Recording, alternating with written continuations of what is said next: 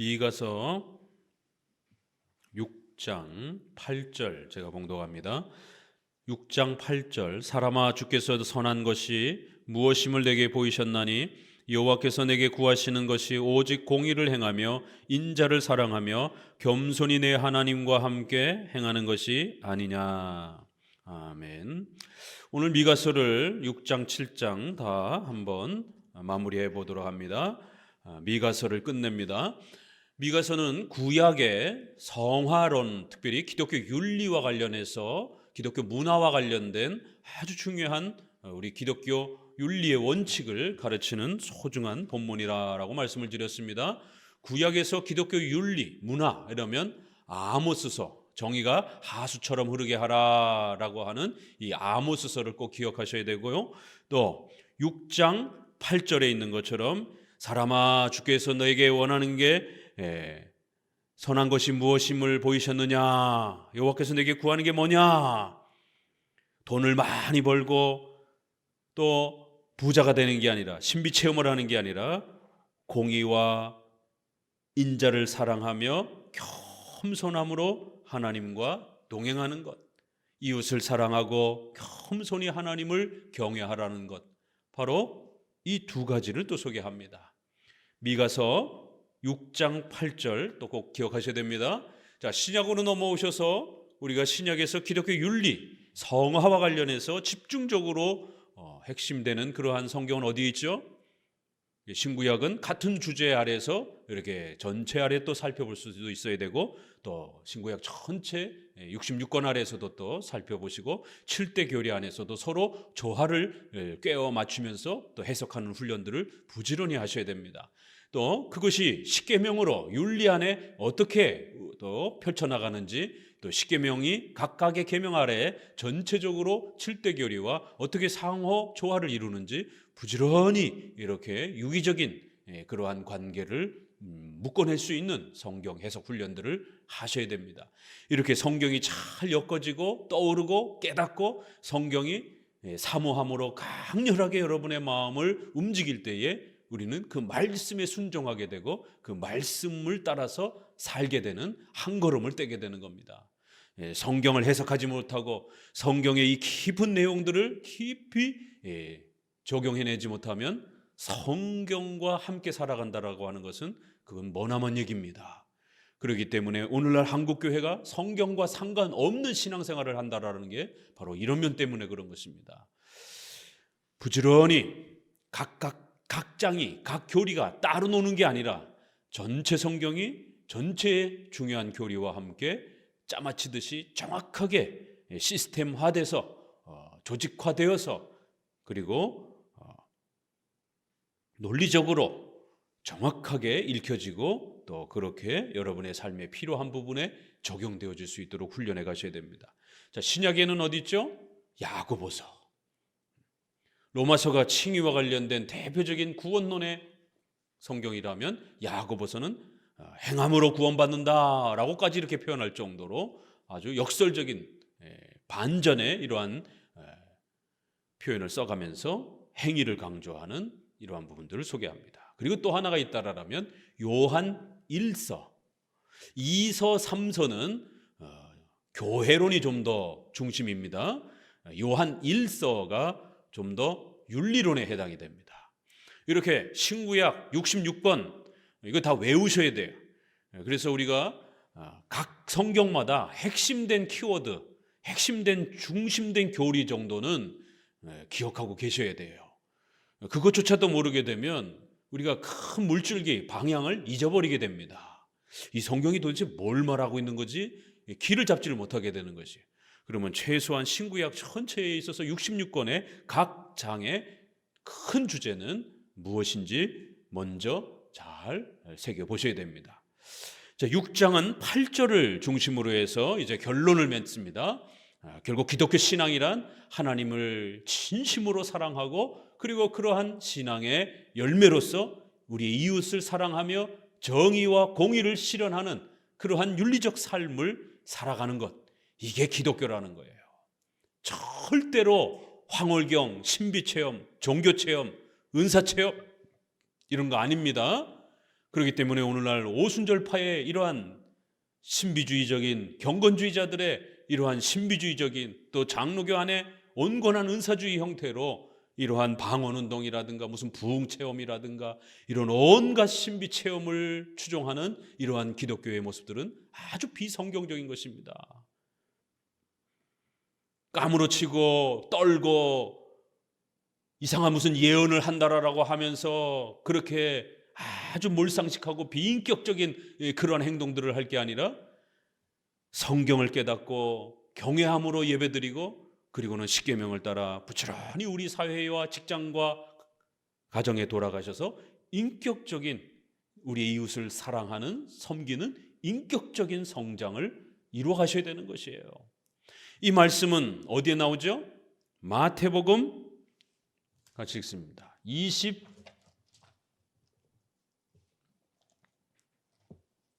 신구약은 항상 서로 연결된다고 말씀을 드렸습니다. 능수능란하게 신구약을 오고 가실 수 있어야 됩니다. 신약 마태복음 22장 37절 예수님이 성경 전체를 어떻게 요약하셨는가? 36절부터 읽어봅니다. 22장 36절 선생님이여 율법 중에 어느 계명이 크니까 예수께서 가라사대 내 마음을 다하고 목숨을 다하고 뜻을 다하여 주 너의 하나님을 사랑하라 하셨으니 이것이 크고 첫째 되는 계명이요 둘째는 그와 같으니 내 이웃을 내 몸과 같이 사랑하라 하셨으니 이 두 계명이 온 율법과 선지자의 강령이니라. 기독교는 분명히 두 가지가 있어요. 그 두 가지는 또 순서가 있습니다. 하나님을 사랑하는 것이 근원이요 원인이요 공로요 힘인 것입니다. 그리고 이웃사랑은 거기에 대한 열매요 증거인 것입니다. 이 순서가 거꾸로 되게 되면 공로주의가 되는 겁니다. 반드시 하나님을 사랑하는 게 먼저입니다. 하나님을 예배하는 것이 근원적인 힘인 것입니다. 그리고 거기에 대한 열매로서 증거로서 성도들의 선행이 이웃을 사랑하는 그런 인격적인 성화가 따라오는 것입니다. 이 둘은 뗄래야 뗄 수가 없는 겁니다. 이 반쪽만 가진 기독교들이 오늘날 많은 것입니다. 극단적으로 하나님만 사랑한다라고 하면서 그렇게 산속에 들어가서 살면서 신비체험이나 하고 아주 몰상식하고 사회로부터 떨어져서 고립되어서 폐쇄적으로 살아가는 이러한 극단적 신앙주의자들, 또 교회를 세우고 하나님을 사모하고 교리를 지키는 이런 거에는 관심 없고 온통 사회정의와 인권과 또 이러한 경제적 평등을 외치는 이러한 자유주의적인 그러한 기독교들, 이건 기독교가 아닙니다. 메이첸의 고백대로 자유주의라는 거예요. 일반 종교 철학이라는 겁니다. 철학이지 기독교가 아니라는 거예요. 기독교는 사회 정의를 이룩하는 게 아니라 죄로부터 구원받는 이신칭의 천국에서 영원히 사는 영생의 하나님의 자녀가 되는 비밀을 복음을 가르쳐주는 것이 기독교라는 것입니다. 하나님을 사랑하고 또 평생토록 이웃을 사랑하는 이러한 관계와 질서가 기독교라는 것입니다. 또 조심하셔야 되는 것은 이웃사랑에 대한 열매와 또 증거가 분명히 뗄래야 뗄 수 없이 그 동전의 양면처럼 따라옵니다. 그렇지만 그거를 이웃사랑을 너무 한순간에 완벽한 회개로, 완전한 회개로 준비해서 완벽한 그러한 완전한 성화로 마치 이루는 것처럼, 그래서 특정한 어떤 회개와 성화의 열매를 맺지 못하면 구원받지 못한 것처럼 이렇게 또 완전주의로 이 이웃사랑과 성화의 열매를 그렇게 너무 성급하게 극단적으로 순결한 형태로, 완전한 형태로 그거를 이 땅에서 성취하려고 몰아치게 되면 엄격주의, 이원론주의, 율법주의가 됩니다. 참 이렇게 기독교 하나 정의하는데도 이렇게 신중해야 됩니다. 그래서 초대교회 때도 영지주의자들이 그런 완벽성을 주장했고, 또 어거스틴 때 전에는 노바티안, 어거스틴이 이단으로 정죄한 도나티스파, 이 다 목회자들이에요. 또 중세시대에는 저 산속에 수도원에 들어가서 세상을 등지고 살았던 수도원주의자들, 프란체스코, 기도하다가 갑자기 손바닥에 무슨 예수님의 상처가 생겼다라는 등 이러한 도미니크 수도회, 프란체스크 수도회, 이 중세시대 아주 유명한 두 파입니다. 종교개혁 시대에 와서는 제세례파, 하나님 음성 듣는다라고 하면서 아주 순결한 사람들끼리만 모여 살고 예배드려야 된다라고 하는. 그리고는 1700년으로 넘어가서는 진젠더르프, 완전한 회개를 준비해서 해야 된다라고 하는 감리교, 완벽한 성결을 이루어야 된다라고 하는 성결교, 완전한 그러한 삶을 구축해야 된다라고 하는 군인과 같은 삶을 살아야 된다라고 하는 구세군. 이게 다 완전주의 성화론의 내용을 추구하는 형태로 교파가 만들어진 역사입니다. 그리고는 회중파 청교도들이 그렇게 또 역시 뉴 잉글랜드에서 그런 완전한 국가와 교회를 수립하려고 했던 이런 모습들, 다 같은 부류의 그런 실수들을 한 겁니다. 그리고는 21세기 와서 오순절파의 이러한 극단적인 그러한 황홀경 체험을 통해서 마치 자신들이 완전한 신자가 된 것처럼 하나님 사랑과 이웃 사랑이라고 하는 이 두 개념을 잘 정립하고 또 이 둘은 뗄래야 뗄 수 없이 서로 조화 관계에 있다라고 하는, 대립 관계가 아니라 조화 관계에 있다라고 하는 이러한 개념, 그리고 또 그 열매인 또 이웃 사랑도 단기간에 완전하게 이 땅에서 성취되어지는 게 아니라 불완전 성화 형태로 죽을 때까지 천천히 그렇게 서서히 완성해가는 방식으로 그렇게 형성되어져 가는 것이 기독교라는 겁니다. 이렇게 여기까지만 딱 정리해도 웬만한 부분들은 우리가 오류들을 이렇게 걸러낼 수가 있는 겁니다. 이 기독교의 참된 기독교를 정의하는 데 있어서도 이렇게 혼란스러운 거예요. 어떤 데는 50%만, 어떤 데는 또 70%만, 어떤 데는 또 80% 정도만 이렇게 기독교를 정의하고 또 많은 실수들을 하게 됩니다. 우리 장로교 정통개혁주의가 가장 올바른 기독교에 대한 정의를 내렸고 그리고 지켜오고 있다는 것입니다. 하나님 사랑을 강조해야 되지만 너무 지나치게 생활을 등지고 그렇게 교회 생활과 신앙생활만 강조해도 안 되고, 또 그렇다고 신앙은 등한시하고 사회생활만, 직장생활만, 사회 정의 문제만 지나치게 또 편중되어서 쫓아가도 안 된다라는 것이에요. 이렇게 기독교를 어떻게 정의하느냐가 이렇게 중요하다라는 것을 우리가 또 마태복음을 통해서 다시 한번 깨닫게 됩니다. 자, 그러면 이제 6장을 최종적으로 한번 정리해 보면은요, 1절을 같이 읽어봅니다. 너희는 여호와의 말씀을 들을지어다.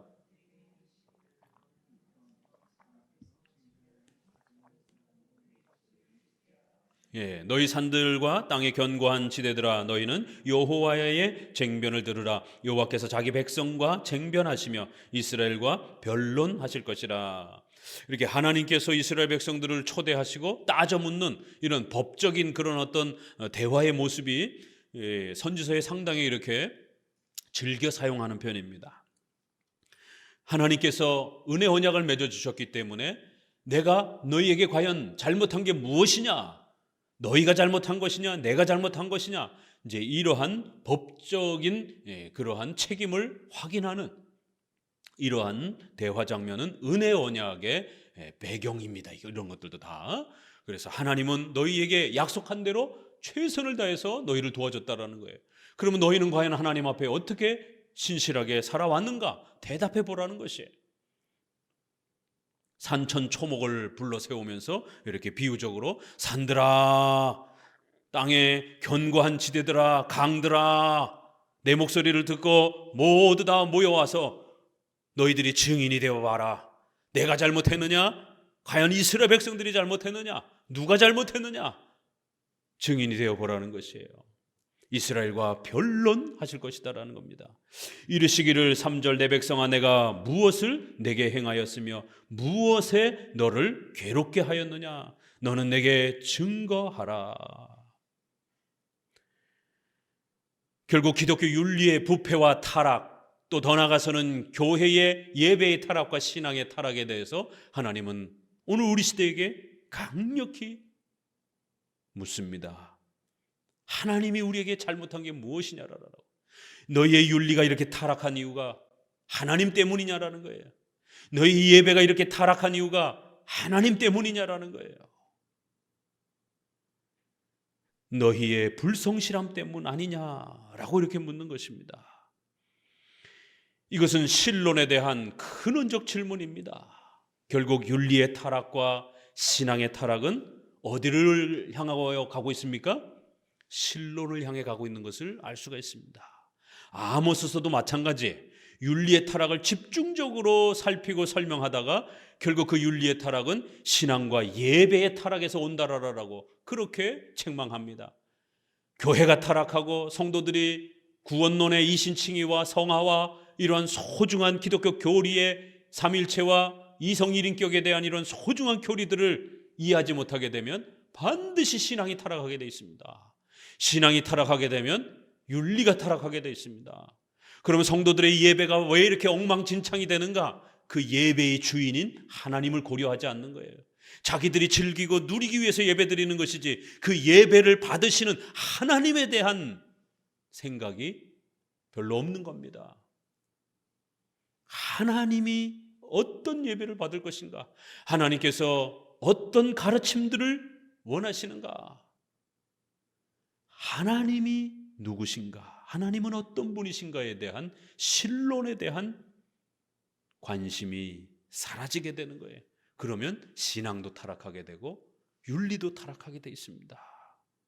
특별히 하나님의 절대 주권과 작정과 섭리에 이러한 우리의 머리털 하나까지 세신받으신 하나님이라고 하는, 하나님이 허락하지 아니하면 이 땅에 그러한 허벌판에 있는 그러한 참새들조차도 우리의 손에 그렇게 양식으로 들어오지 않는다라는 거예요. 들에 피는 풀 한 포기조차도 하나님이 허락하지 아니하면 피고 질 수 없다라는 겁니다.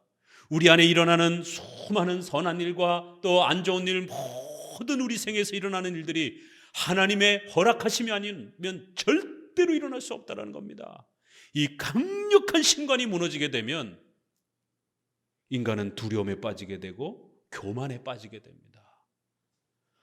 도움을 받아야 될 때는 마치 하나님이 안 도와주는 것처럼 절망합니다. 하나님이 당장 안 도와주니까 마치 하나님이 안 도와주는 것처럼, 하나님이 무능력하는 것처럼, 하나님이 우리에게 잘못하는 것처럼 하나님에 대해서 불안해지기 시작합니다. 신관이 무너지는 거예요. 또 잘 되면 하나님 잊어먹습니다. 사업이 잘 되면 하나님 잊어먹습니다. 직장이 승승장구하게 되면 하나님 잊어먹습니다. 예배 안 나오고 교회 안 나오고 놀러 다니고 흥청망청 돈 쓰기 바쁘고 교만해지는 것이 하나님을 두려워하지 않는 것이에요. 하나님이 지켜보고 계시는데 하나님이 안 보시는 것처럼 그렇게 교만하게 자신의 삶을 흥청망청 쓰는 것입니다. 이렇게 결국 강력한 하나님의 절대주권과 예정과 섭리와 작정이라고 하는 이 신관이 확립되지 아니하면 우리의 삶이 나락으로 떨어지는 거예요. 우리의 생활이 엉망진창이 되는 겁니다. 어려워도 잘 나가도 둘 다일 때 다 망가집니다. 예배와 신앙에 있어서도 하나님의 절대주권을 바라보지 못하면 마음대로 예배드립니다. 자기들 즐기고 싶은 대로 예배드립니다. 성경에 있는 가르침들을 배우려고 하지 않습니다. 귀찮아합니다. 성경 배우려고 하지 않습니다. 더 재미난 것들을 하고 싶어 합니다. 예배의 타락이 급속화되는 것이에요. 결국 윤리의 타락으로부터 시작했던 이야기들은 미가서 뒤로 갈수록 예배의 타락과 신앙의 타락과 종교 지도자들의 악한 목사들의 이러한 타락에 대한 부분들이 집중되어지고 결국 6장 7장에 와서는 결국 하나님에 대한 원망으로 향하고 있다라고 이렇게 지적합니다. 오늘 우리도 마찬가지. 어려고 힘든 일이 오게 되면 마치 하나님이 우리에게 잘못하신 것처럼 이 말씀은 오늘 여러분에게 어떻게 다가옵니까? 누구야 내가 너희에게 무엇을 행했느냐? 내가 너희에게 잘못한 게 있느냐라고. 내가 너희를 괴롭게 했느냐라고. 십계명이 너희에게 괴롭냐라고 이렇게 묻고 계시는 것이. 십계명대로 살면 너희가 망할 것 같으냐라고 묻고 계시는 것이에요. 미가서의 백성들이나 오늘 우리나 이 질문 앞에 동일한 책임감을 갖고 있는 겁니다.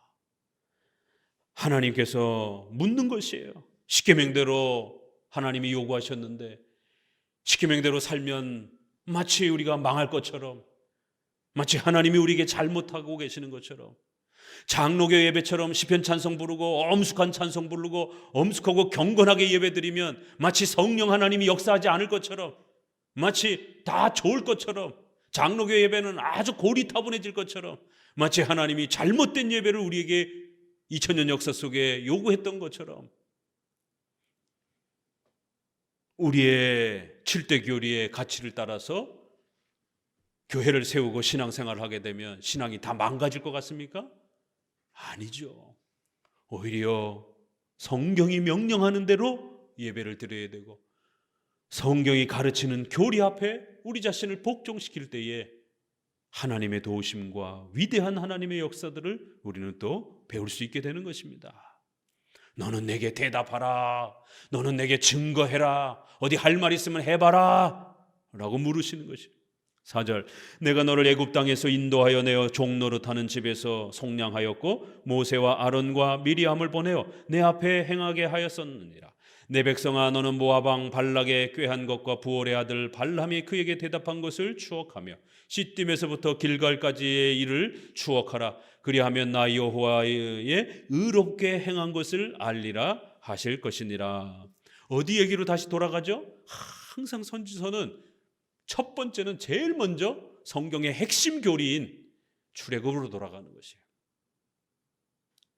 이스라엘 백성들의 잘못을 지적할 때마다 가장 근본적으로 출애굽의 역사와 내용으로 늘 돌아갑니다.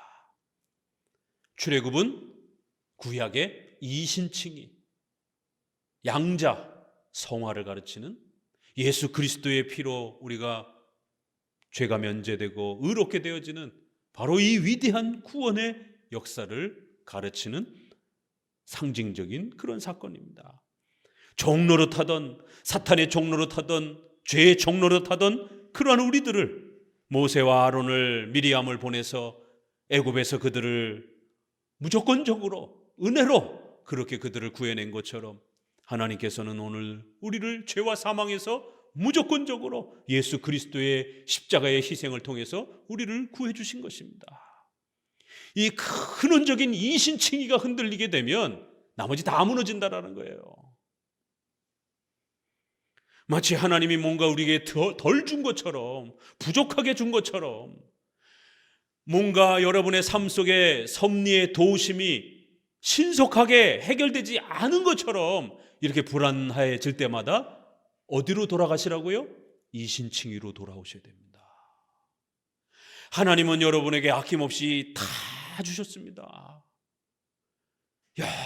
영원히 그 사랑하는 아들이신 성자 예수님을 우리 대신 십자가의 그 무서운 지옥의 형벌 앞에 내어놓으셨고, 예수님은 우리를 구하시기 위하여 자신의 그 목숨을 한치의 망설임도 없이 그렇게 자신을 전부 그 형벌에 내어놓으신 것입니다. 모든 것을 주신 것이에요. 이신칭의로 돌아와야 우리의 불안함과 흔들림이 해결됩니다.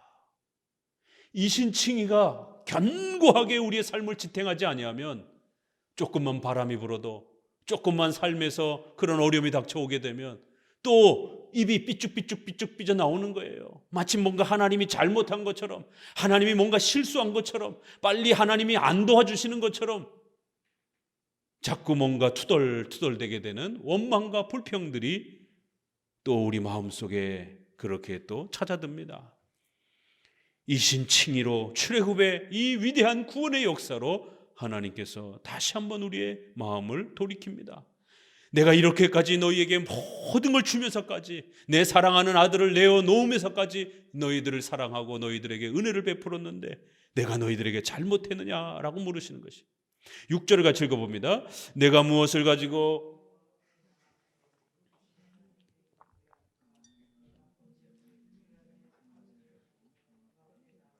여호와께서 천천의 수양이나 만만의 강수 같은 기름을 기뻐하실까? 내 허물을 위하여 내 맏아들을 내 영혼의 죄를 인하여 내 몸의 열매를 드릴까? 사람아 주께서 선한 것이 무엇임을 내게 보이셨나니 여호와께서 내게 구하시는 것이 오직 공의를 행하며 인자를 사랑하며 겸손히 내 하나님과 함께 행하는 것이 아니냐. 그러면 이제 우리가 이 윤리의 타락과 신앙의 타락을 어떻게 회복해야 될 것인가? 내가 무엇을 가지고 하나님 앞에 나아가야 되는가? 아모스가 스스로 이스라엘 백성을 대표해서 그렇게 하나님 앞에 이제 그 답을 가르쳐 달라고 묻는 것이에요. 하나님, 그러면 어떻게 해야 됩니까? 이제 우리가 어떻게 돌아가야 됩니까? 어떻게 회복해야 됩니까? 오늘 우리 시대의 많은 성도와 교회들이 이 교회의 타락과 부패와 윤리의 타락 앞에 어떻게 해야 되느냐라고, 어떻게 돌아가야 되느냐라고, 성경으로 돌아가야 된다라고 말씀하는 거예요. 또 하나는 그러면 성경으로는 또 어떻게 돌아가야 되는가?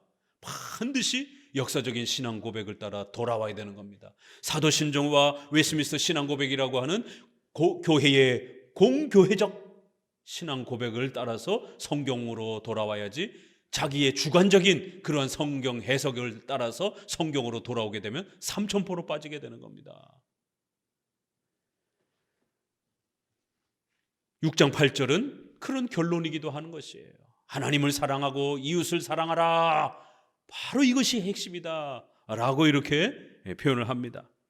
오늘 이제 이 부분이 다른 표현으로 말하자면 하나님의 말씀으로 돌아와야 된다. 그 하나님의 말씀에서 무엇을 가르치는가?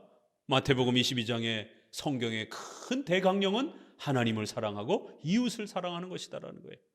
그러한 핵심 교리가 구축되어 있다라는 것입니다. 그러면 성경의 그 핵심 교리를 나 혼자 멋대로 해석하는 대로 적용하는 게 아니라 2000년 교회가 공적으로 적용해왔던 그러한 공적인 해석의 규범을 따라서 성경을 잘 이해하고 배우면 이런 핵심 교리가 정확하게 드러난다는 거예요. 그럼 그 핵심 교리는 하나님을 사랑하고 이웃을 사랑하라라는 형태로 나타나는 것입니다. 한마디지만 전체를 다 우리가 또 포괄적으로 이해할 수 있는 것입니다. 묻습니다. 어떻게 해야 됩니까? 지금 구약은 제사를 드리는 시절이니까 그러면 제사를 많이 드리면 됩니까?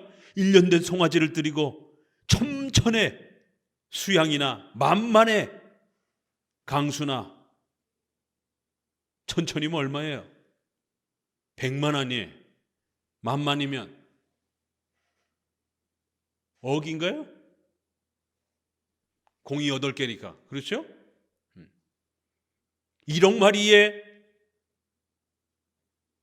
그렇게 짐승을 제물로 바치면 되겠느냐라는 거예요. 그 누가 1억 마리씩이나 드릴 수 있어요? 솔로몬도 그렇게는 못했을 것이에요. 100만의 수양 1억 마리의 이러한 짐승들을 하나님 앞에 바치면 됩니까? 내 영혼의 죄를 인하여 내 몸의 열매를, 선행의 그러한 고행을, 경건의 고행을 드리면 되겠습니까? 많이 굶으면 되겠습니까? 그러면 구약의 그러한 외적 제사에 빠져있는, 외식주의에 빠져있는 이스라엘 백성들을 또 이렇게 꼬집는 것이, 신앙의 본질을 놓치고 그렇게 외적인 숫자와 제사의 숫자로 승부를 걸려고 했던 이 어리석은 이스라엘 백성들의 또 잘못된 예배관을 책망하는 겁니다. 오늘 우리 시대의 한국교회의 잘못된 예배관을 하나님은 책망하십니다. 전 세계에서 제일 많이 예배드립니다, 한국교회 성도들이. 그런데 사회적 영향력은 전 세계에서 가장 꼴찌에 해당이 됩니다. 기독교인들의 그러한 부도덕한 모습과 기독교인들의 이기주의와 기독교인들의 그런 폐쇄적이고 아주 몰상식한 비인격적인 이러한 행동들은 세계에 가장 우뚝 선 그런 모습으로 비춰질 것입니다. 왜 한국 기독교는 숫자는 이렇게 많은데 예배는 이렇게 많이 드리는데 도대체 왜 한국 교회의 예배는 장로교 예배를 찾아볼 수 없을까? 강해 설교를 찾아볼 수 없을까? 왜 십계명을 안 가르치는가? 한국 교회는 왜 한국 교회는 성도들에게 윤리를 안 가르치는가? 도대체 그저 방언만 많이 하면 복 받는다라고 이런 식인 거예요. 소위 1억 마리의 짐승을 들여봐도 소용없다라는 거예요. 1억 번의 예배를 드려봐도 소용없다라는 겁니다. 사람아, 주께서 내가 너에게 원하는 게 무엇이라고 가르쳤느냐? 그런 외적인 재물이 아니라는 거예요. 신앙의 본질로 돌아와야 된다는 거예요. 하나님을 진심으로 사랑하고 그 열매로서 이웃을 사랑하는 이 기독교의 본질을 놓치고서야 다른 걸 아무리 채워놓는다고 해도 그게 해결되겠느냐라는 것이. 9절 여호와께서 성읍을 향하여 외쳐 부르시나니 완전한 지혜는 주의 이름을 경외함이니라. 너희는 매를 순히 받고 그것을 정하신 자를 순종할지니라. 완전한 지혜는 어떻게 나온다고요? 주의 이름을 경외함이라는 것이다. 하나님을 진심으로 경외하는 것, 그게 신앙의 본질이라는 거예요. 너희는 잘못했으면 매를 순순히 매를 맞으라는 거예요. 그걸 정하신 여호와 하나님의 뜻에 복종하고 회초리를 맞으라는 것이에요. 성경에 이런 표현도 있어요. 잘못했으면 매를 맞으라는 거예요. 그리고 다음부터는 죄를 짓지 않으면 되는 겁니다. 하나님 앞에 범죄하고 잘못했으면 거기에 대한 혹독한 책망과 훈계가 따라온다라는 것입니다. 10절 악인의 집에 오히려 불의한 재물이 있느냐? 축소시킨 가증한 에바가 있느냐? 내가 만일 부정한 저울을 썼거든 주머니에 거짓 저울추를 두었으면 깨끗하겠느냐? 그 부자들은 강포가 가득하였고 그 거민들은 거짓을 말하니 그 혀가 입에 괴사하도다. 그러므로 나도 너를 쳐서 중히 상하게 하였으니 내 죄를 인하여 너를 적막하게 하였나니 내가 먹으나 배부르지 못하고 내 속이 항상 빌 것이요 내가 감추나 보존되지 못하겠고 보존된 것은 내가 칼에 붙일 것이며 내가 씨를 뿌리나 추수하지 못할 것이며 감람을 밟으나 기름을 내 몸에 바르지 못할 것이며 포도를 밟으나 술을 마시지 못하리라. 너희가 오므리의 율례와 아합의 집의 모든 행위를 지키고 그들의 꾀를 쫓으니 이는 나로 너희를 황무케 하며 그 거민으로 사람의 치솟거리를 만들게 하려 함이라. 너희가 내 백성의 수욕을 담당하리라. 오늘 특별히 우리 창업을 준비하시고 또 창업하시는 분들은 이러한 구절들을 잘 읽으셔야 됩니다. 마음에 새기셔야 됩니다. 특별히 우리 최근에 고깃집을 여심 가게를 가보니까 고기 저울을 그렇게 공적으로 이렇게 오픈된 공간에다 놓고 약속한 그 그람수가 맞는지 안 맞는지를 소비자에게 정확하게 확인하는 그러한 저울을 둔 것을 보고 참 신선했습니다. 오늘 우리 시대에는 수많은 사람들이 저울을 가지고 장난치기 때문에 그렇습니다.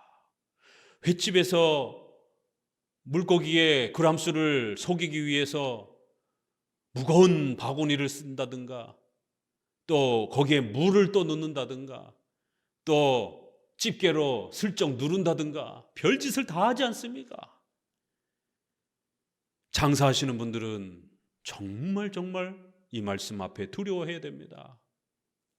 저울을 가지고 속이고 그렇게 거짓 저울추를 사용하고 악인의 집에 이렇게 온갖 방법으로 무게를 또 여러 치수를 속여가지고 이득을 본 그런 재물이 가득하다라는 거예요. 미가서에 바로 그 부패와 타락, 윤리의 타락을 다시 한번 꼬집습니다. 그들이 윤리의 타락에 부패에 빠진 것은 무슨 큰 범죄로 사람을 죽이고 이런 것보다도 이렇게 일상생활 속에서 아주 사소해 보이는 이러한 모습 가운데서도 범죄들이 일어날 수 있다는 거예요. 오늘날 성도들이 난 사람을 안 죽였으니까 괜찮겠지. 아니요. 우리의 삶 속에서 장사하는 곳에서 일터에서 이렇게 저울을 속이고 눈금을 속이고 무게를 속이면서 이득을 보는 정당한 이득이 아닌 그러한 악한 방법으로 이득을 취하는 이런 모든 방법들을 하나님이 책망하신다라는 것이. 그 부자들은 강포가 가득하고 온갖 거짓말로 그 혀가 입에 아주 거짓말을 입에 달고 산다라는 것이에요. 우리 크리스찬들은 거짓말하는 거 정말 조심하셔야 됩니다. 우리 크리스찬들도 거짓말하는 사람들 굉장히 많습니다. 목사님도 이렇게 30년 동안 목회를 해보게 되면 유달리 거짓말을 많이 하는 분들이 계셔요. 오래 신앙생활 했는데도 거짓말이 잘 안 고쳐지는 분들이 있어요. 목사님 뻔히 알고 있는데도 거짓말을 제 앞에서도 하는 분들이 참 많아요. 거짓말하시면 안 됩니다. 다 드러납니다. 하나님이 드러나게 하십니다. 목회자에게는 그런 목회권이 있습니다. 여러 성도들을 보살피도록 그렇게 하나님께서는 성도들이 갖고 있지 못한 예리한 통찰력과 예리한 그러한 감각들이 다른 일반 사람보다 은사가 그런 면에서 뛰어난 거예요. 우리가 오순절파처럼 무슨 예언을 듣고 무슨 어느 집사가 어느 성도가 뭘 했는지 알아맞히고 무슨 예언을 하고 이런 건 아니더라도 인격적으로 또 그 경륜에 있어서 이렇게 하나님께서 예리한 그런 직관과 통찰력과 판단력을 또 듣고 볼 수 있는 이런 여러 관점을 성도들보다 훨씬 더 넓게 은사를 주셔서 성도들은 놓치고 지나가는 그러한 말과 행동과 얼굴 표정과 그러한 몸 행동과 이런 모든 부분들을 목회자는 아주 예리하게 스쳐 지나가는 그런 말 한마디 행동 하나까지도 깊이 있게 들여다보는, 그리고는 또 우연찮게 그 성도가 거짓말한 상황이 드러나도록 그런 역사가 있습니다. 그래서 목회자는 교회 안에서 일어나는 거의 90% 이상의 일들을 훤히 알고 있습니다. 성도들조차도 이렇게 거짓말을 밥 먹듯이 하는 이런 심각한 상황들이 고쳐지지 않으니 세상에 나아가면 얼마나 더 하겠어요. 하나님을 두려워하면서 정직함을 밀어낼 정도로 그렇게 지켜가려고 하는 그런 연습과 훈련들이 있으셔야 되는 거예요. 그래야 조금 더 나아질 수 있는 겁니다. 이렇게 악한 방법으로 십계명을 어기면서 부자가 되려고 하고 성공하려고 하게 되고 또 빨리 돈을 벌려고 하게 되면, 그래서 한국의 사람들이 거의 99%가 주식에 실패하는 이유가 뭔지 아시겠습니까? 이 조급함, 성급함, 거짓말, 욕심, 이런 게 지배가 되면서 주식을 도박처럼 하고 있어요. 99% 잃습니다. 이번에 내가 200% 땄는데요, 천만의 말씀이에요. 다음번에 1000% 잃을 수도 있는 것이에요. 우스갯소리로 주식시장에서 돈 버는 사람은 주식시장에서 떠나는 사람이다라고. 주식시장에 몸 담고 있는 순간에는 지금 딴 게 아닙니다. 다음번 투자 때 더 많은 돈을 잃어버리면 잃는 거예요. 10년, 20년 뒤에 왕창 잃어버리게 되면 올해 엄청나게 1000배를 따서도 10년, 20년 뒤에 10,000배를 잃어버릴 수 있는 겁니다. 주식시장에 몸 담고 있는 동안에는 돈을 번 게 아니에요. 착각하면 안 됩니다. 주식시장이 얼마나 무서운 시장인데 청년들이 만만히 보고 비트코인이라든가 주식시장이라든가 선물시장이라든가 이런 부분들을 세배 레버리지라든가 이런 부분들을 함부로 만만하게 뛰어들고, 그래서 목사님이 야단치는 겁니다. 목사님이 먼저 주식을 가르쳤지만 그건 주식을 그렇게 하라라고 소개한 게 아닙니다. 세계 경제 전반이 돌아가는 그 경제 흐름을 읽어낼 줄 알아야 되기 때문에 공부하라라고 주식을 소개한 것이지 주식을 도박처럼 하라라라고 그렇게 됐다가는 청년들 다 도박장에 빠뜨리는 그런 목회자가 될 수 있는 거예요. 큰일 납니다. 악한 방법으로 반십계명적인 그런 형태로 돈을 벌게 되면 이제 어떤 일이 벌어진다고요? 아무리 돈을 벌어도, 지금 당장 돈을 많이 벌었어도 이제 하나님이 어떻게 그들의 돈을 훼손하시냐면, 빼앗으시냐면 14절에 내가 먹으나 배부르지 못할 거라는 거예요. 아무리 많이 먹어도 배부르지 않을 것이다라는 거예요. 속이 항상 마치 걸식증인가? 아무리 먹어도 배가 고픈 그런 실제 병도 또 있잖아요. 그러나 이거는 좀 더 비유적인 걸로 아무리 돈을 많이 벌어도 다 빠져나갈 거라는 거예요. 오히려 감춰뒀던 이러한 돈까지도 다 빠져나갈 거라는 거예요. 보존이 되지 못하게 만들 거라는 거예요. 보존된 것은 오히려 내가 칼에다가 붙일 거라는 거예요. 여러분, 적금 두고 또 엄청난 돈을 잘 저축해놨습니까? 그 은행을 망하게 할 것이라는 겁니다. 내가 씨를 뿌리나 추수하지 못할 것이요 온갖 곡식들을 밟지만 그거 열매 하나도 못 거두드릴 것이다라는 거예요.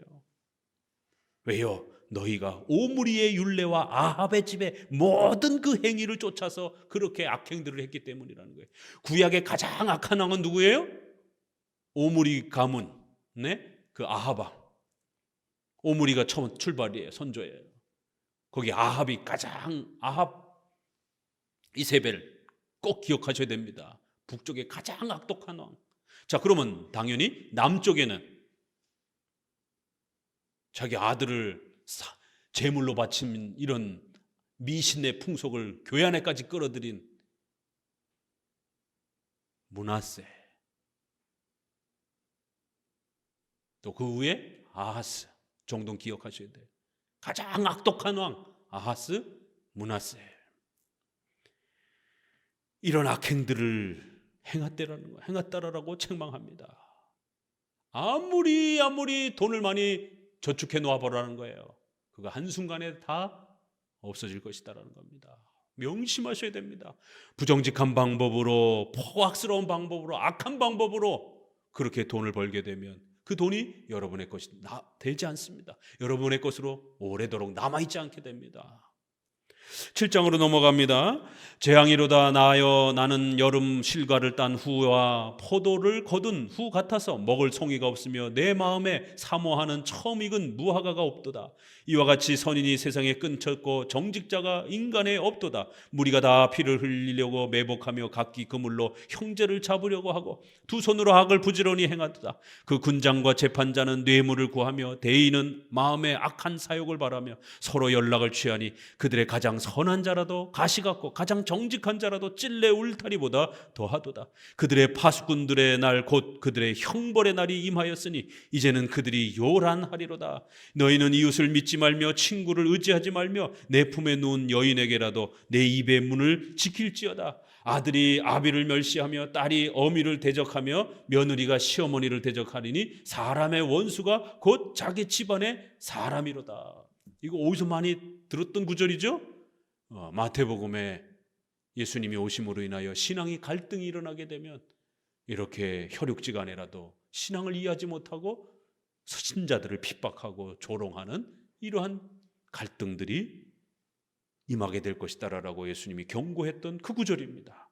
그런데 이 미가서에서는 이것이 어떻게 쓰여지고 있느냐 하면 윤리가 엉망이 되니까, 사회가 엉망이 되니까 어떤 일이 벌어져요? 집안이 쑥대밭이 되는 거예요. 가장 사랑해야 되는 부모 자식 지간에도, 아니 엊그제 뉴스도 보니까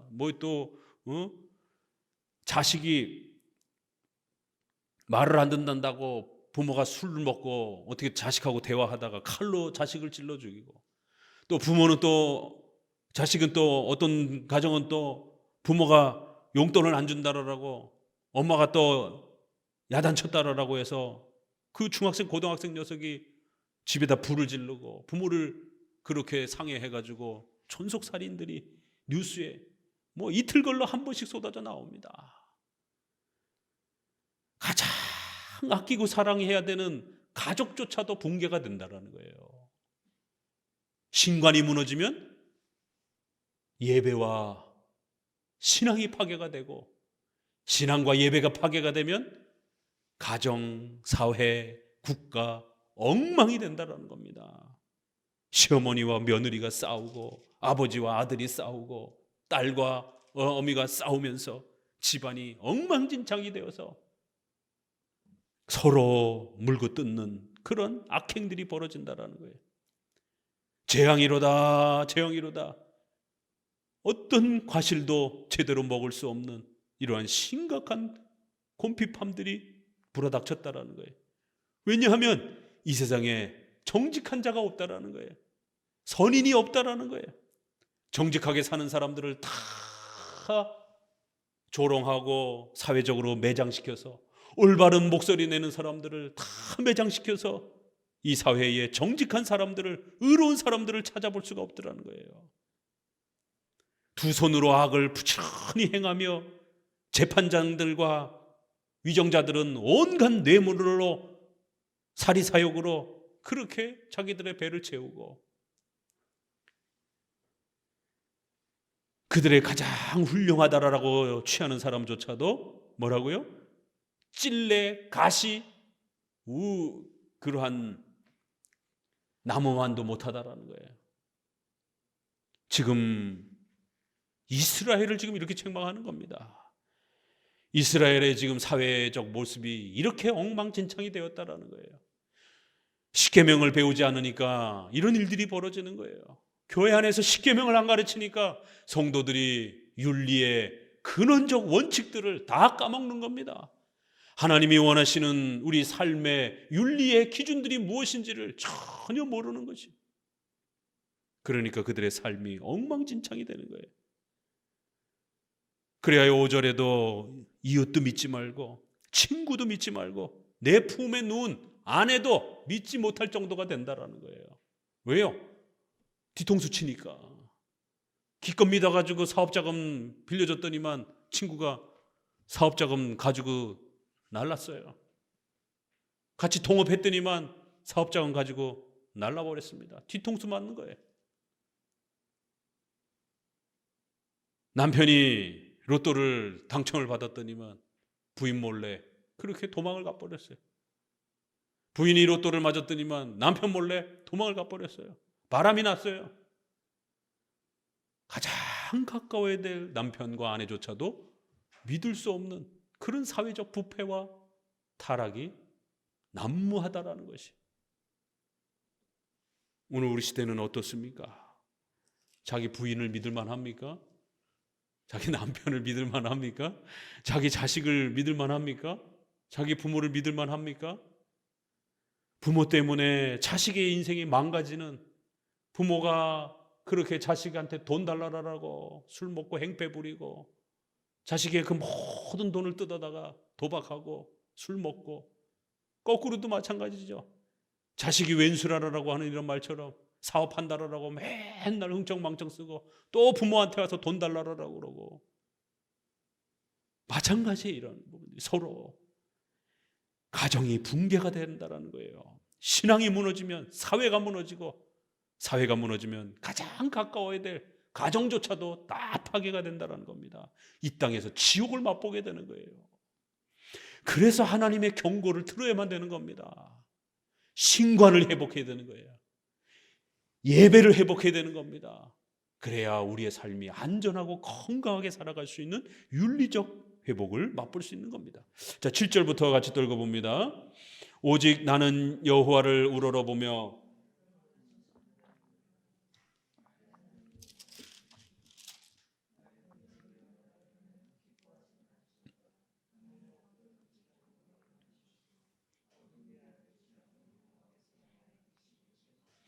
내가 여호와께 범죄하였으니 주께서 나를 위하여 심판하사 신원하시기까지는 그의 노를 당하려니와 주께서 나를 인도하사 광명에 이르게 하시리니 내가 그의 의를 보리로다. 나의 대적이 이것을 보고 부끄러워하리니 그는 전에 내가 말하기를 내 하나님 여호와가 어디 있느냐 하던 자라. 그가 거리에 진흙같이 밟히리니 그것을 내가 묵도하리라. 우리는 오직 여호와만 바라보자라는 거예요. 오직 하나님의 절대 주권과 하나님의 권능만 바라보자라는 거예요. 신관이 회복이 되어야 된다는 겁니다. 전능하신 하나님이 우리 인생 전부를 붙잡고 통치하고 다스린다라고 하는 섭리를 의지해야 하는 신관이 회복이 되어야만이 윤리와 신앙이 회복될 수 있다는 것이, 우리를 구원하시는 하나님을 바라볼 것이라는 거예요. 나의 대적이여 나로 인하여 내가 잠시 우리 성도들이 고난받고 어려움을 당한다 할지라도, 교회가 어려움을 당한다 할지라도 우습게 보지 말라라는 거예요. 여호와께서 우리의 빛과 우리의 구원이 되실 것이다라는 거예요. 우리의 인생의 이런 모든 부분들에 대해서 하나님이 전부 계획하시고 우리의 발걸음을 인도하고 계시기 때문이라는 거예요. 지금은 내가 하나님 앞에 범죄하여 하나님 앞에 꾸중을 받으면서 회개하면서 회초리를 맞는 것뿐이라는 겁니다. 하나님이 회초리를 치시면 기꺼이 우리는 또 회개하며 맞아야 된다는 것이에요. 그러한 섭리의 때를 잘 우리가 견디고 이겨내면 또 하나님께서는 반드시 우리를 회복시켜 주실 것이다라는 겁니다. 악한 자들을 부끄럽게 하시는, 악한 자들이 우리를 조롱하면서 하나님이 계시긴 어디 있어? 야, 하나님 앞에 도움 받는다면서 왜 그렇게 맨날 삶이 어려워? 10절은 전형적인 이 섭리에 대한 조롱이잖아요. 이게 너가 믿는 하나님이 어디 있어? 너 하나님이 도와준다며? 내 하나님 여호와가 어디 있느냐? 라고 이렇게 시편의 그 유명한 섭리에 대한 조롱. 그러나 우리는 섭리신앙을 붙들어야 된다는 거예요. 지금 잠시 회초리 맞고 어렵다 할지라도 하나님은 우리에게 잘못한 게 아니라는 거예요. 우리가 잘못한 거라는 겁니다. 하나님을 바라보면서 이 회초리를 맞으면서 견디라는 거예요. 그러면 때가 되면 하나님은 반드시 회복시켜 줄 거라는 겁니다. 11절, 내 성벽을 건축하는 날 곧 그날에는 지경이 넓혀질 것이라. 그날에 아수르에서 애굽 성읍들에까지, 애굽에서 하수까지, 이 바다에서 저 바다까지, 이 산에서 저 산까지의 사람들이 내게로 돌아올 것이라. 그 땅은 그 거민의 행위의 열매로 인하여 황무하리라. 하나님께서 반드시 우리를 회복시켜 줄 것이다라는 거예요. 이것은 다윗의 그 통치 영역의 그 경계선을 말하잖아요. 위아래로 동서남북으로 이렇게 역사적 해석을 해야 됩니다. 가나안 땅을 넓혀주시는 것처럼 이제 장차 예수 그리스도께서 오시면 또 이렇게 새로운 신약적 질서 아래에서 우리의 신앙이 회복이 되면서 우리 성도들이 강력한 신앙의 충만함을 누리게 되고 그 땅의 백성들은 벌을 받는 이런 일들이 벌어질 것이다라는 거예요. 14절, 원컨대 주는 주의 지팡이로 주의 백성 곧 갈멜 속 살림의 흙 홀로 거하는 주의 기업의 때를 먹이시되 그들을 옛날같이 바산과 길르앗에서 먹이시옵소서. 가라사대 내가 애굽 땅에서 나오던 날과 같이 내가 그들에게 기사를 보이리라. 가로되 열방이 보고 자기의 세력을 부끄려서 손으로 그 입을 막을 것이요 귀는 막힐 것이오며 그들이 뱀처럼 티끌을 핥으며 땅에 기는 벌레처럼 떨며 그 좁은 구멍에서 나와서 두려워하며 우리 하나님 여호와께로 돌아와서 주로 인하여 두려워하리이다. 하나님께서 우리를 회복시켜 주시는 때에 우리를 조롱했던 악인들은 이렇게 벌벌벌벌 떨 거라는 거예요. 뱀처럼 티끌을 먼지를 핥고 땅에 기는 벌레처럼 덜덜덜덜덜 떨면서 그렇게 하나님의 심판 앞에 두려움을 갖게 될 것이다라는 거예요. 열방은 자신의 입으로 손으로 입을 가리고 귀를 막고 그렇게 공포에 살이 잡히며 이스라엘 백성들이 회복되는 것을 보게 될 것이다라는 거예요. 하나님께서는 주의 지팡이로 주의 백성들을 그렇게 양떼를 먹이듯이 그렇게 먹이시고 회복시키실 것이라는 겁니다. 다만 조건이 있다라는 거예요. 18절 같이 읽습니다. 주와 같은 신이 어디 있으리까? 주께서는 죄악을 사유하시며 그 기업에 남은 자의 허물을 넘기시며 인애를 기뻐하심으로 노를 항상 품지 아니하시나이다. 다시 우리를 긍휼히 여기셔서 우리의 죄악을 발로 밟으시고 우리의 모든 죄를 깊은 바다에 던지시리다. 주께서 옛적에 우리 열조에게 맹세하신 대로 야곱에게 성실을 베푸시며 아브라함에게 인애를 더하시리이다. 조건이 있다라는 것이죠. 하나님 앞에 회개하고 하나님의 징계를 순순히 받아들여야 된다는 거예요. 하나님 앞에 잘못한 부분에 대해서 분명히 회개해야 되고 우리의 악한 죄악들에 대해서 하나님 앞에 회개하고 용서를 구하면 하나님은 그 죄악을 용서해 주시는 그 용서를 기뻐하시는, 용서해 주시는 것을 즐겨하시는 그런 하나님이라는 거예요. 너를 항상 품지 아니하시고 얼마든지 우리가 회개만 하기만 하면, 오직 예수 그리스도만 믿기만 하면 우리의 모든 죄를 용서해 주셨던 것처럼 우리의 일상 삶의 속에서도 또 우리가 실수하고 잘못한 것에 대해서 숨기지 마시고 회피하지 마시고 하나님 앞에 회개하고 우리의 잘못들을 내려놓으면 주께서는 죄악을 사유하시며 그 남은 자의 허물을 덮으시며 그 죄악을 발로 밟으시며 우리의 모든 죄를 저 깊은 웅덩이에다가 그렇게 던져고 다시는 우리가 죄인이 아닌 것처럼 그렇게 우리를 대해 주실 것이다라는 거예요. 오늘 7장은 이렇게 하나님만 바라보자, 하나님의 섭리를 의지하면서 회개하고 반성하고 우리의 윤리의 타락에 대해서, 신앙의 타락에 대해서 하나님 앞에 철저히 낮아져서 회개하자라는 거예요. 그리고는 십계명을 따라 살며 또 7대 교리에 하나님의 말씀으로 돌아와서 하나님을 사랑하고 이웃을 사랑하는 이러한 기독교의 본질을 회복하자라는 것이, 그러면 하나님께서 강력한 주권과 섭리로 우리를 회복하시고 먹이시고 도와주실 것이다라는 거예요. 오늘 6장 7장은 회복을 어떻게 해야 되는가에 대한 아주 중요한 답을 우리에게 제시해 주고 있습니다. 결국 윤리의 타락과 신앙의 타락은 신관의 타락으로 이어지게 되고 결국 하나님을 조롱하고 비웃고 하나님을 외면하는 이러한 심각한 타락에까지 나아가는 겁니다. 그렇기 때문에 하나님을 경외하고 두려워하며 하나님만을 의지하기 위해서는 이러한 신관이 회복이 되어야 되고, 신관이 회복이 되면 신앙과 예배의 이러한 회복이 이루어지는 것이고, 예배가 회복이 되면 우리 성도들의 윤리와 성도들의 삶이 회복이 되는 것입니다. 결국 오늘 우리 한국 성도들의 이 윤리의 이 부패와 이기적이고 폐쇄적인 이러한 윤리의 타락은 한국교회의 예배의 타락과 교리의 타락과 신앙의 타락의 원인이 있는 겁니다. 장로교식으로 예배드리고 장로교식으로 강해 설교해야 되고 장로교식으로 교리 공부를 해야 되는 겁니다. 그래야 신앙과 예배가 회복이 되면서 십계명에 대해서 성도들이 두려움을 갖기 시작하는 거예요. 거짓말과 뇌물과 온갖 포악스러운 방법으로 반십계명적인 십계명을 거역하는 방식으로 돈을 버는 것에 대해서 두려움을 갖게 되는 겁니다. 십계명을 배우지 아니하면 돈만 벌면 되지, 뭔 소리야, 11조만 많이면 내면 되지, 이런 허황된 생각들을 하게 되는 겁니다. 주일 성수 하루 빼먹어도 돈만 많이 벌면 되는 것이지, 이런 위험한 생각들을 하게 되는 것이에요.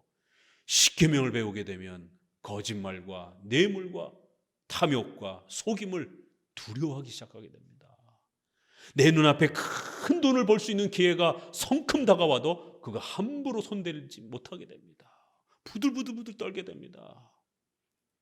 이거 만지면 큰일 난다라는 것을 십계명을 통해서 배웠기 때문에 그런 것이에요. 그래서 혹시라도 주변에 누가 1억 줄 테니까, 10억 줄 테니까 야, 이번에 한 번만 모른 척 눈 감아줘. 공무원이나 이러한 공적 계통에 있는 분들은 절대로 들어주시면 안 됩니다.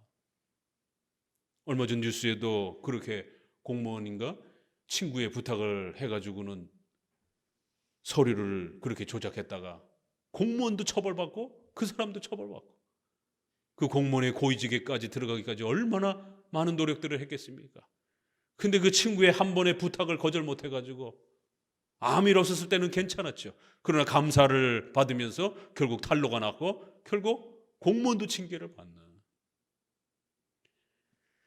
이게 우리 일상에 이렇게 가까이 와 있는 겁니다.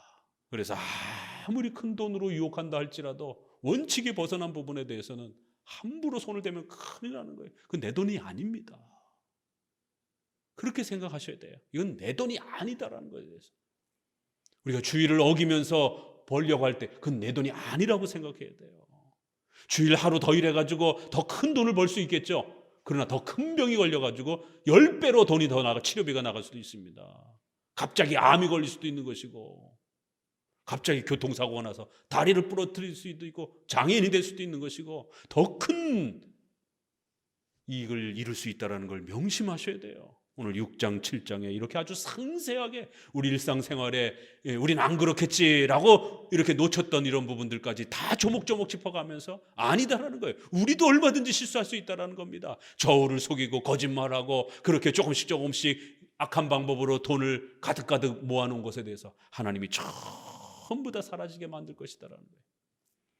오늘 미가서 기독교 윤리에 대한 이러한 부분들을 다시 한번, 왜 우리가 십계명을, 장로교도들은 그렇게 십계명을 사랑하고 십계명을 그렇게 순종하면서 살아내려고 몸부림치는가? 그게 우리에게 유익이기 때문에 그런 거예요. 결코 하나님이 우리에게 무거운 짐을 놓은 게 아닙니다. 예수님이 뭐라 말씀하셨습니까? 수고하고 무거운 짐진 자들아 다 내게로 오라. 내 멍에를 매라는 거예요. 너희들 아무 멍에도 없이, 너희들 아무런 책임도 없이 자유롭게 살아라가 아니에요. 예수님이 주시는 멍에를 새롭게 교체하라는 거예요. 그렇게 말씀이 돼 있어요. 그럼 너희가 자유를 누리게 될 거라는 거예요. 너희의 세상의 짐을 내려놓고 예수님이 주시는 그 멍에를 짊어지라는 거예요. 내가 주는 멍에는 쉽고 가볍다라고까지도 말씀하십니다.